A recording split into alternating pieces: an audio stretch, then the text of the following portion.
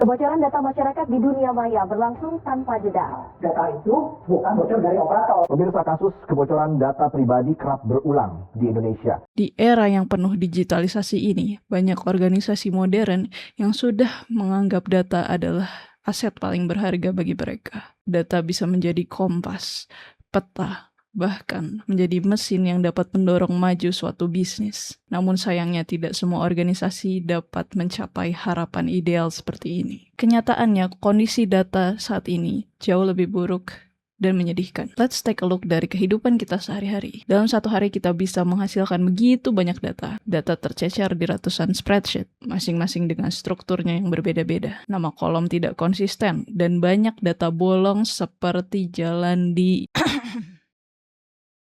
Oke, kita balik ke topik. Paling parahnya, akses keamanan sangat longgar. Coba bayangkan, ada berapa banyak data sensitif yang sehari-hari dijadikan browser seperti tidak ada harganya. Sudah ada berapa banyak kartu keluarga yang dijadikan bungkus gorengan. Setiap departemen di perkantoran juga memiliki definisi datanya masing-masing. Penjualan di tim finance dan marketing bisa berbeda definisi. Jumlah pelanggan bisa menjadi definisi yang berbeda tergantung siapa yang presentasi di hari itu. Kalau kasusnya seperti ini, data bukan lagi menjadi aset, namun menjadi ancaman bagi organisasi tersebut.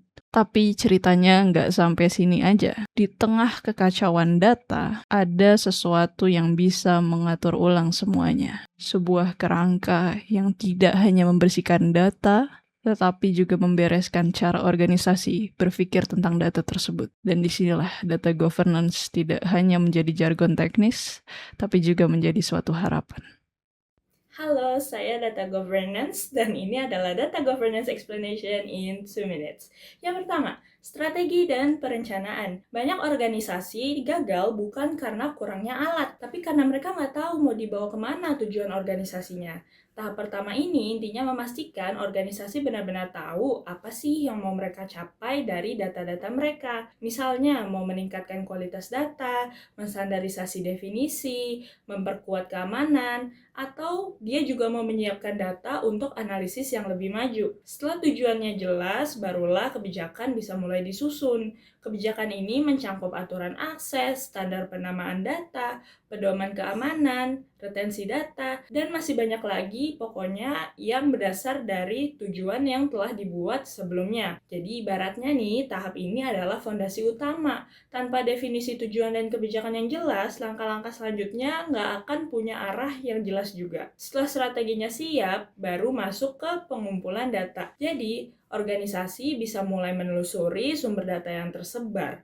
Misalnya, semua aset dari data yang dicari dan diidentifikasi. Begitu sumbernya terkumpul, data dianalisis untuk mengetahui kondisinya. Apakah ada yang duplikat, ada yang kosong-kosong. Di tahap pengolahan awal ini, data mulai dibersihkan dan diseragamkan supaya lebih siap dipakai untuk kepengelolaan data selanjutnya. Setelah data terkumpul dan mulai rapi, data masuk ke fase pengelolaan. Pertama, metadata diisi atau diperbaiki supaya setiap data memiliki konteks yang lebih jelas. Kemudian, kualitas data dijaga melalui pemeriksaan rutin berdasarkan kriteria seperti kelengkapan, ketepatan, konsistensi, dan validitas. Pada saat yang sama, keamanan bisa diperkuat, misalnya akses dibatasi, terus data sensitif dilindungi, dan organisasi mengikuti semua aturan privasi serta regulasi yang berlaku. Lalu, setelah pengelolaan data, tentu saja datanya digunakan dong. Pada tahap ini, data tidak lagi sekedar catatan pasif, tapi bisa berubah menjadi dasar pengambilan keputusan yang strategis. Penggunaan data yang tepat bisa membantu organisasi memahami kondisi nyata dan memprediksi tren serta menyusun langkah-langkah selanjutnya dari bisnis yang lebih efektif. Yang terakhir dan paling penting itu juga ada namanya evaluasi dan monitoring. Agar data governance tetap berjalan dengan baik, implementasinya harus dipantau secara berkala. Maintenance gitu ya. Organisasi menilai apakah kualitas data tetap terjaga, apakah kebijakan masih dipatuhi, dan apakah alur pengelolaan data bekerja sebagaimana mestinya. Sorry, kayaknya kelamaan deh. Kita move aja ya ke studi kasusnya. Contohnya di sini kita misalkan sebuah perusahaan transportasi. Di sini dia ada masalah sedikit di mana dia itu membuat operasional berantakan. Data lokasi driver sering gak sinkron, catatan perjalanannya hilang.